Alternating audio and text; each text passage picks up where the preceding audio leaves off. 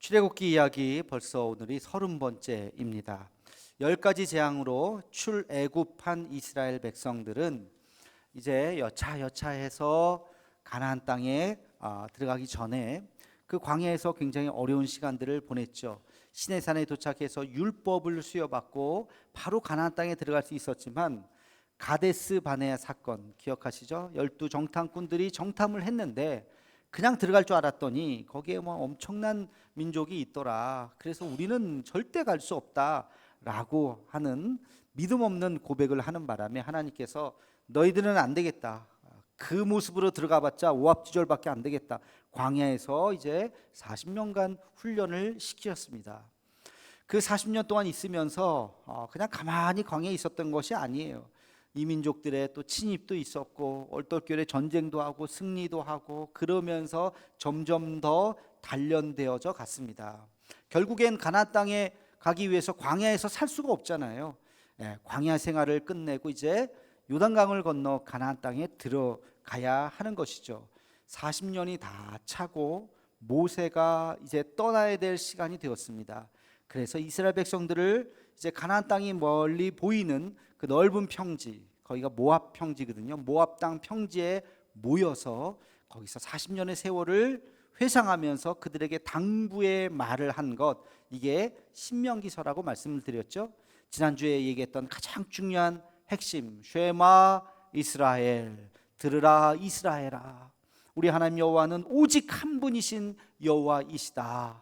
너는 오직 그분만을 섬겨라. 그 이야기를 지금 하고, 그 다음에 이스라엘 백성들, 그 다음 세대들, 젊은 세대들이 나타나서 그 아버지 세대들에게 질문하잖아요. 우리가 지금 광야에서 왜 이렇게 오랫동안 있나요? 우리는 어디를 가는 건가요? 라고 질문했을 때 모세가 그들에게 이야기를 합니다. 아주 중요한 이야기. 우리가 왜 지금 광야에서 이렇게 오랫동안 있어야 하는지, 하나님께서 왜 이 광야의 시간들을 우리에게 허락하시는지에 대한 이유를 말씀해 주고 있습니다.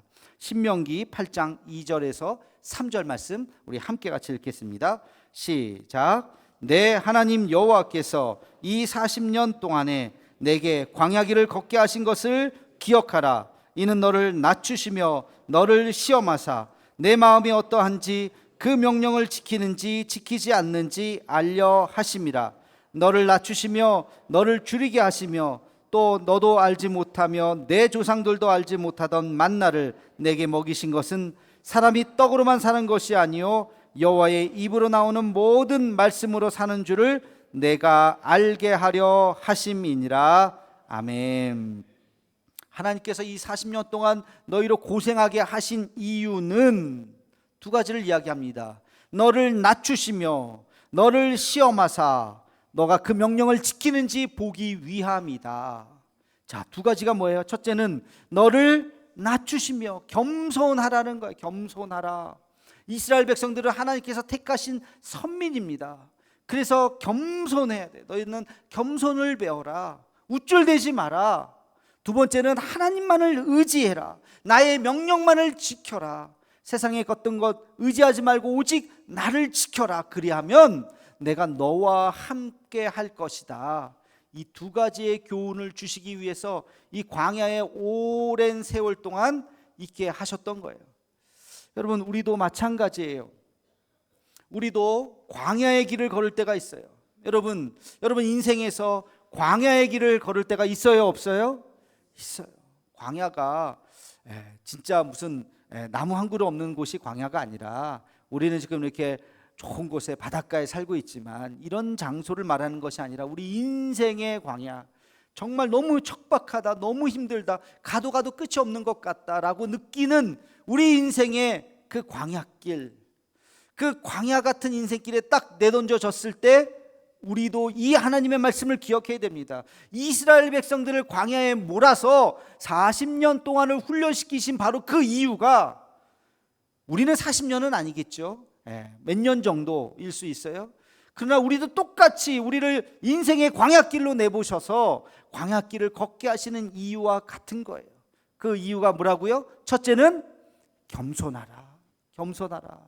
여러분, 인생 내 능력대로, 내 뜻대로, 내 무슨 지식과 나의 무슨 재물과 나의 무슨 건강과 여러분 내 능력대로 다 하면 될 것 같죠?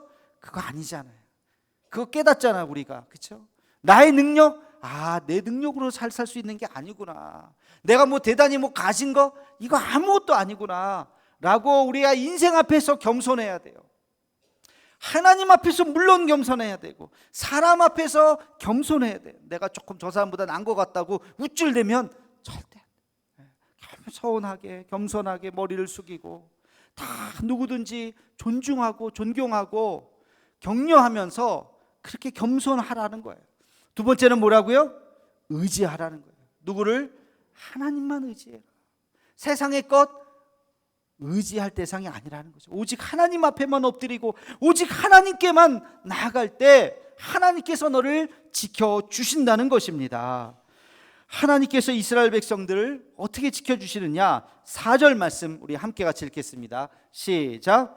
이 40년 동안에 내 의복이 헤어지지 아니하였고 내 발이 부르트지 아니하였느니라. 아멘. 내 의복이 헤어지지 않았고 내 발이 부르트지 않았다. 그 순간은 참 힘들었던 것 같은데 지나고 나고 보니까 야 우리 옷이 깨끗하네, 야 뭐 병든 거 없네, 여기까지 잘 왔네. 하나님께서 우리를 지켜주신 거예요. 그 인생의 교훈을 얻게 하시려고 지금 이 이야기를 이스라엘 백성들에게 하는 거예요. 근데 이스라엘 백성들이요 이 하나님의 말씀을 잘 가슴에 새기지 못한 것 같아요. 나중에 가나안 땅에 점령해서도 마찬가지고, 그리고 그들이 얼마나 교만한지 유대인들이 그들이 가나안 땅에 점령해서 들어가는데 그 땅이 텅 비어 있는 땅이 아니에요. 이미 애굽에서 400년 사는 동안 거기에는 다른 민족들이 살고 있었어요. 가나안 7족속. 그래서 그들을 왜 나가야 되는데 여기 옛날에 우리 땅이었어. 언제? 400년 전에. 무슨 소리야? 우리 여기 몇 대에 살고 있는데 전쟁을 안 할 수가 없죠. 그 좁은 땅, 그 좁은 땅을 두고 계속해서 그 싸움이요 지금까지 계속되는 거예요. 이스라엘 전쟁 지금 일어났죠. 이게 지금 더 커질까가 전 세계가 지금 굉장히 우려하고 있죠. 그 싸움, 하마스가 팔레스타인의 아주 극우적인 단체인데 거기랑 지금 이스라엘이랑 싸우는 것도 결국엔 그 땅에 대한 소유권 문제, 우리 땅이다 너네 땅이다 하면서 이때부터 싸우던 그게 지금까지 계속되는 거죠. 아무튼 이 유대인들이 팔레스틴하고 같이 좀 형제처럼, 뭐 형제는 아니지만 그냥 좋은 이웃처럼 좀 잘 살면 좋은데 유대인들이 하나님 말씀을 제대로 안 듣고 너무너무 교만해가지고 그들을 너무 무시하는 거예요. 그러다 보니까 뭐 이쪽도 서로 감정이 안 좋은 거죠. 그래서 지금 계속 이렇게 부딪히고 있는 참 너무 안타까운 일들이 계속되고 있습니다. 누가 중재도 할 수 없어요. 이거는 벌써 수천 년 동안 내려온 민족의 감정이기 때문에 이게 쉽게 해결되지는 않습니다. 하나님께서 하여튼 이스라엘 백성들에게 그 가나안으로 인도하셔서 그 광야의 은혜를 기억하게 하셨어요. 모세를 통해서 주셨던 그 말씀, 광야에 내가 너와 함께 하노라 라고 하는 그 말씀. 그리고 이스라엘 백성들이 이제 가나안 땅에 아직은 들어가지 않았습니다. 모세의 이야기에 따르면 가나안 땅에 너희가 이제 들어가게 될 텐데 그 가나안에서도 하나님께서 너희에게 큰 은혜를 베풀 것이다. 너희가 거기서 살면서 함께 같이 더불어 살면서 여러 가지 어려움이 있고 죄도 짓고 심지어는 사람이 죽는 일도 있을 텐데 그러나 그때에도 이 가나안 땅에서 내가 너희에게 큰 은혜를 베풀겠다. 그 은혜가 바로 도피성의 은혜입니다. 도피성의 은혜. 여러분 이스라엘 백성들은요 모세가 그 율법을 주었는데 그 율법의 가장 중요한 것이 뭐냐면 동해보복법이 있어요. 동해보복법. 이게 뭐냐면 같이 눈에는 눈, 그 다음에 귀에는 귀가 아니죠. 이에는 이, 생명에는 생명으로. 누가 내 눈을 다치게 하면 그 사람도 똑같아. 오른쪽 눈 요만큼 3cm 딱, 아이고 5cm 찢어졌네. 그럼 내 눈 다시 찢어야 돼요. 똑같이. 이빨 2개 부러지면 너도 2개 이렇게 똑같이. 생명, 사람을 죽이면 뭐 징역 30년, 50년, 종신형 이런 거 없어요. 사람을 죽이면 그 사람도 죽어야 돼요. 똑같이. 이게 동해보복법. 이게 모든 율법, 사람과 사람 사이의 율법. 재산을 잃게 하면 그 재산 똑같이 물어야 돼요. 그게 바로 동해보복법입니다. 이 동해보복법에 의하면 실수로 사람을 죽였어도 그 사람은 살인을 했기 때문에, 죽였기 때문에 그 사람이 죽는 거예요. 근데 바로 그 지점에서 하나님께서 실수로 사람을 죽인 사람들에 대해서 은혜를 베풀어 주십니다. 너희는 도피성이라고 하는 곳에 가서 살면 내가 너희의 목숨을 살려주겠다. 지도 한번 보여주실래요? 지도 한번 보면 도피성의 위치가 있어요. 요단강을 중심으로 동편과 서편에 똑같이 3개씩 있습니다. 요단 동편에 위로부터 바산골란, 길랏 라못, 그리고 베셀, 그리고 요단 서편에 위로부터 게데스, 세겜, 헤브론. 여러분 위치가 보세요. 굉장히 적당한 거리로 떨어져 있죠. 한쪽이 쏠려 있지 않죠. 어디서든지 문제가 딱 발생하면 전체 성읍이 48개 성읍이 나오거든요. 그 중에 6개 성읍 저렇게 한 중앙에 있는 위치를 딱 정해서 글로 달려가면 사는 거예요. 근데 막 일부러 사람을 죽인 사람 막 이런 사람이 아니라 부지중에 실수로, 우리로 치면 그게 뭐죠? 과실치사에 과실치사. 내가 의도 없이 어떻게 잘못해서 실수로 과실치사로 사람을 죽이게 되는 경우, 그래도 동해보복법이 있었기 때문에 죽을 수밖에 없지만 도피성으로 도망가면 살 수 있는 거예요. 언제까지? 도피성에서 영원히 사는 것이 아니라 대제사장이 죽을 때까지. 어떤 사람은 운이 좋아서 딱 갔는데 한 6개월 만에 대제사장이 죽었다. 그러면 자기가 이렇게 풀려나올 수가 있어요. 근데 어떤 사람은 딱 갔는데 대제사장이 너무 젊은 사람이야. 그러면 그 대제사장이 죽을 때까지 거기 계속 갇혀 있어야 돼요. 근데 여러분 대제사장이 나이가 뭐 젊은 나이에 되겠어요? 30대에 되겠어요? 안 되죠. 40대, 50대, 아마 한 60대. 그래서 대제사장이 죽을 때까지 평균 한 10년에서 한 20년 정도 도피성에 있었을 것이다 라고 추측을 합니다. 아무튼 이 도피성에 은혜가 있는 것이죠. 여러분 이 도피성을 우리에게 주셨는데 이 도피성의 의미가 뭘까? 이게 그냥 2000년 전, 아니죠, 한 3000년 전에 있었던 그냥 재미있는 그 당시의 이야기가 아니라 성경 말씀은 오늘 우리에게 주시는 말씀인 줄로 믿습니다. 오늘 우리에게 이 도피성의 의미가 무엇일까? 오늘 말씀이 바로 그 주제입니다. 여러분 이 말씀을 읽으면서 우리에게 도피성이 무엇인가, 도피성의 은혜가 무엇인가를 깨닫는 은총이 있기를 주님의 이름으로 축원합니다. 첫 번째, 도피성은 바로 구원을 의미합니다. 구원. 도피성으로 피하는 자는 목숨을 건지는 거예요. 도피성으로 피하면 살아날 수가 있어요. 여러분 사람을 죽인 것은 잘못했지만 그러나 하나님께서 그 죄를 품어주시는 그 장소가 있다는 것입니다. 우리 요한복음 3장 17절 말씀 우리 함께 같이 읽어보겠습니다. 시작.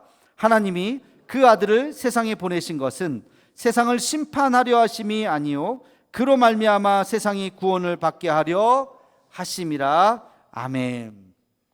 하나님께서 그 아들을 보내주신 것은 야 세상이 썩었다, 다 죄인들이네, 너 가서 그냥 한 칼에 그냥 싹 그냥 쓸어버리고 와라, 그런 사명을 띠고 예수님이 오신 게 아니라고요.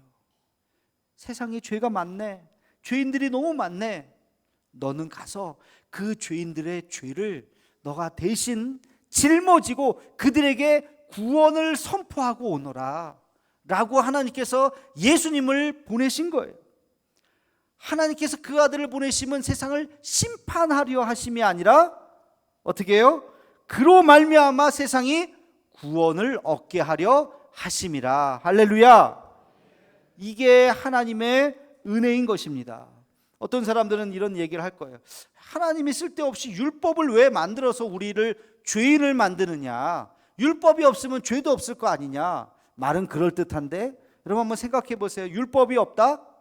그러면 세상은 누가 강자일까요? 힘센 사람이 강자예요. 너 일로 와, 돈 갖고 와. 안 갖고 와? 당신 사람을 때리면 안 되지 않습니까? 왜 안 돼? 그런 법이 어디 있어? 율법이 없는데 뭐 힘센 사람이 이기는 거예요. 다 그냥 막 무법천지가 되는 거예요.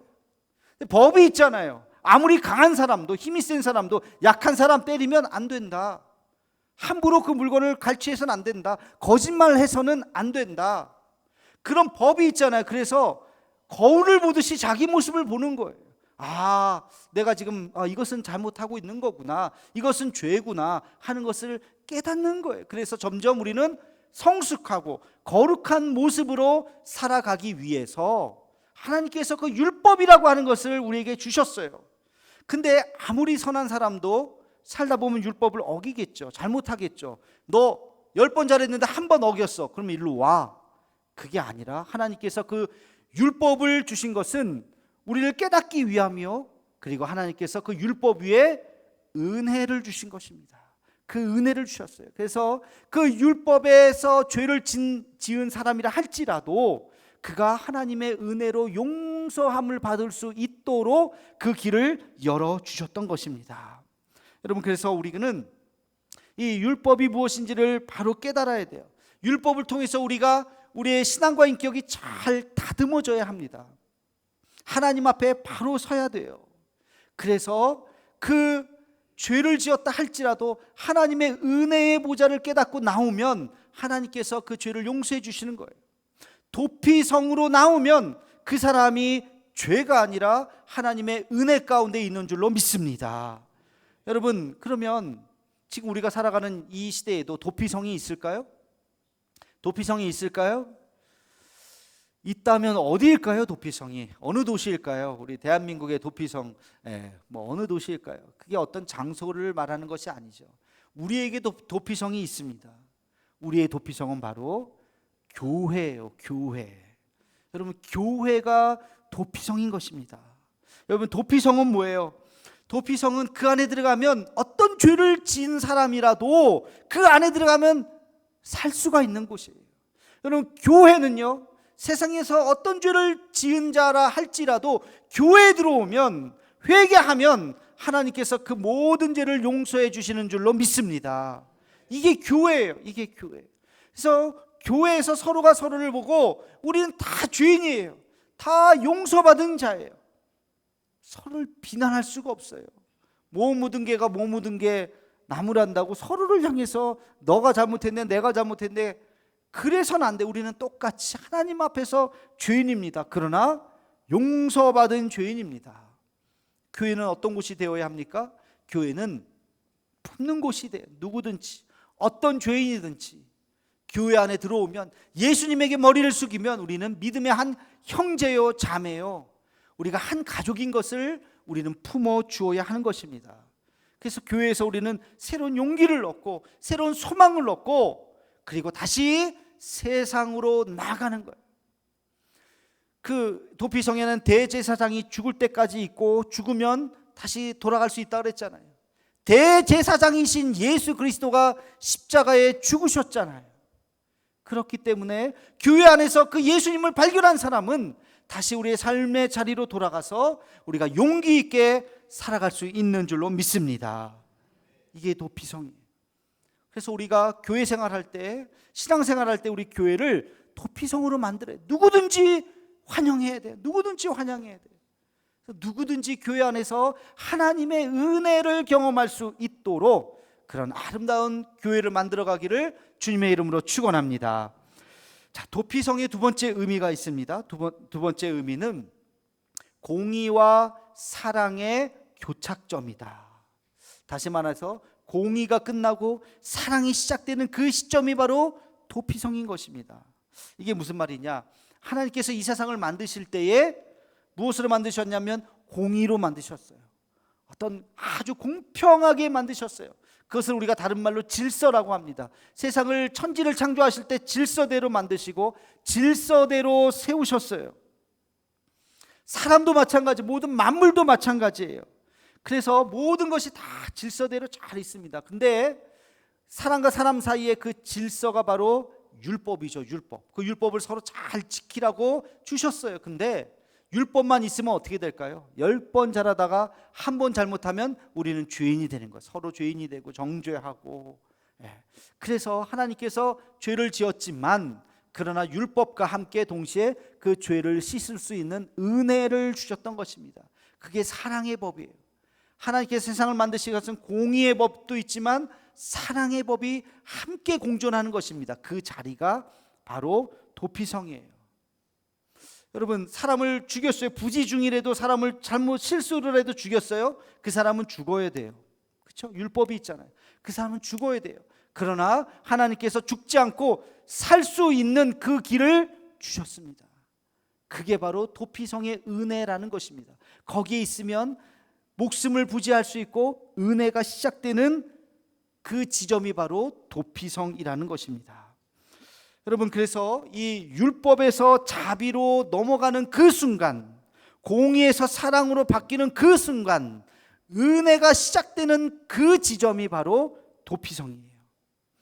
여러분, 죽음에서 생명으로 시작되는 바로 그 지점이에요. 한숨에서 눈물로 바뀌는 그 지점이에요. 절망에서 소망으로 바뀌는 그 지점이에요. 그 지점이 은혜의 지점이라고요. 그 지점이 하나님의 사랑의 지점이라고요. 그 지점이 도피성이라고요. 자, 그러면 다시 한번 질문을 해보겠습니다. 그 지점이 어디일까요? 여러분, 우리의 삶 속에서 그 지점이 어디일까요? 눈물이 기쁨으로 바뀌고 감사로 바뀌는 그 지점. 우리 죄인이 내가 답답한 이 죄가 어느 날 용서 안 받고 기쁨과 환희로 넘어가는 그 지점, 절망스러운 우리의 삶이 소망으로 바뀌는 바로 그 지점. 여러분, 삶 속에 그 지점이 있으십니까? 그 지점이 어디일까요? 그 지점이 바로 기도의 자리입니다. 기도의 자리. 그래서 이 도피성은 바로 여러분 기도의 자리가 도피성인 것입니다. 여러분, 엎드려서 기도하십니까? 처음에는 답답한 마음으로 기도하죠. 눈물로 기도하죠. 그러나 기도하는 순간 하나님께서 우리에게 은혜를 주실 줄로 믿습니다. 기도하는 순간 내 눈물이 변해서 기쁨의 눈물로 바뀌는 줄로 믿습니다. 시편 18편 2편 2절에 보면 이런 말씀이 있습니다. 우리 함께 같이 한번 읽어보겠습니다. 여호와는 나의 반석이시요 나의 요새시요 나를 건지시는 이시요 나의 하나님이시요 내가 그 안에 피할 나의 바위시요 나의 방패시요 나의 구원의 뿌리시요 나의 산성이시로다. 아멘. 이 시편 기자가 기도하면서 하나님에 대해서 이렇게 고백하는 거예요. 주님은 나의 반석이십니다. 반석은 뭐예요? 흔들리지 않는 거예요. 내 마음이 세상 사람들의 이야기 때문에 막 흔들려, 불안해, 두려워. 근데 하나님이 나를 딱 붙잡아 주시니까 흔들리지 않는 거예요. 주님이 내 손을 꽉 붙잡아 주면 흔들리지 않는 거예요. 주님이 나의 요새이십니다.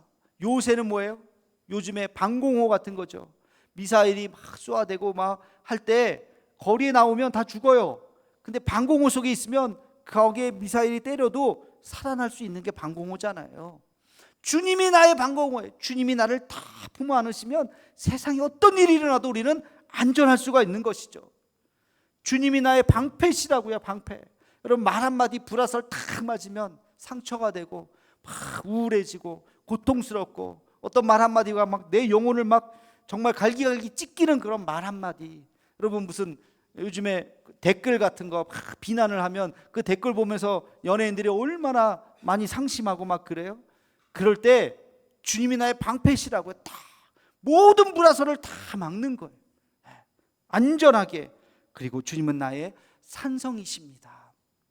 여러분, 이것은 기도하는 자가 하나님 앞에 드리는 고백인 것이에요. 그럴 때 그 자리가 도피성에서 하나님의 은혜를 경험하는 것이죠. 여러분의 기도의 자리는 어떠십니까? 신학생들이 제일 목회를 할까 말까 주저하는 그 순간이 뭐냐면 바로 새벽 기도예요. 새벽 기도. 이제 진짜 목사가 되면 평생 동안 새벽 기도를 해야 되네 하면서 이거 진짜 내가 하는 거 맞나? 저도 그랬고 많은 우리 친구들이 그랬어요. 새벽 4시, 5시에 나와서 새벽 예배를 매일 한다는 것이 요즘 젊은이들 다 마찬가지지만 저희 때도 그렇지만 새벽에 이렇게 규칙적으로 일어난다는 게 참 쉽지 않거든요. 그래서 새벽 기도를 좋아하는 친구들 별로 다 없을 거예요. 억지로 나가고, 기숙사에 있을 때도 억지로 나가서 앉아서 졸다가 오고 그랬는데요. 근데 제가 목회를 이렇게 하다 보니까 새벽 기도 없었으면 목회를 어떻게 할 수 있었을까? 아마 억지로라도 새벽 기도에 나오지 않았으면 목사님들이 10년 못 버티고 다 사임해서 나갔을 것 같아요. 근데 새벽 기도가 있으니까 나와서 기도하다 보면 그 새벽의 은혜, 하나님께서 부어주시는 놀라운 은혜, 어느 날 참 마음이 힘들고 어렵고 그럴 때마다 하나님께서 부어주시는 그 은혜, 사랑하는 아들아, 사랑하는 내 딸아, 내가 너와 함께한다. 주님이 내 손을 꼭 붙잡아 주시는 것 같고, 주님이 내 어깨를 꼭 안아주시는 것 같고, 그 은혜를 느낄 때마다 주님 감사합니다. 다시 용기를 얻고 일어날 수 있는 것, 여기가 바로 나의 도피성이구나. 세상에서 힘들고 어렵다 할지라도 내가 그 새벽의 은혜를 경험하면서 다시 용기를 낼 수 있는 것, 그 자리가 바로 도피성이구나. 여러분, 그런 은혜가 있기를 주님의 이름으로 축원합니다. 세상에서 힘들어요, 어려워요. 돈 버는 것도 힘들고, 자식 키우는 것도 힘들고, 오래 사는 것도 힘들고, 여러 가지 어려울 때가 있죠. 그럴 때 뭐 어떻게 합니까? 그 죄를 지었던 사람들이 열심히 도피성으로 도망가서 그 안에 있으면 안전하게 지켜주는 거예요. 여러분의 도피성은 어디 있습니까? 하나님의 그 날개 그늘 아래에 엎드려 기도하시는 저 여러분의 삶이 되기를 주님의 이름으로 축원합니다. 그곳은 하나님의 반석이시고 산성이시고 요새이시고 피할 바위가 되는 곳입니다. 날마다 하나님 앞에 엎드려 기도할 때 하나님의 위로하심과 하나님의 보호하심의 은혜가 있기를, 그 도피성에서 우리가 하나님의 은혜를 누리는 우리 모두가 되기를 주님의 이름으로 축원합니다. 기도하겠습니다. 사랑의 하나님, 죄 있는 자에게도 도피성의 은혜를 허락하심을 감사드립니다. 도피성의 은혜를 잊지 않게 하옵시고 우리 교회가 세상의 도피성이 되게 하여 주옵시며, 또 기도의 자리가 우리의 삶의 도피성이 되게 하여 주시옵소서. 예수님의 이름으로 기도하옵나이다. 아멘.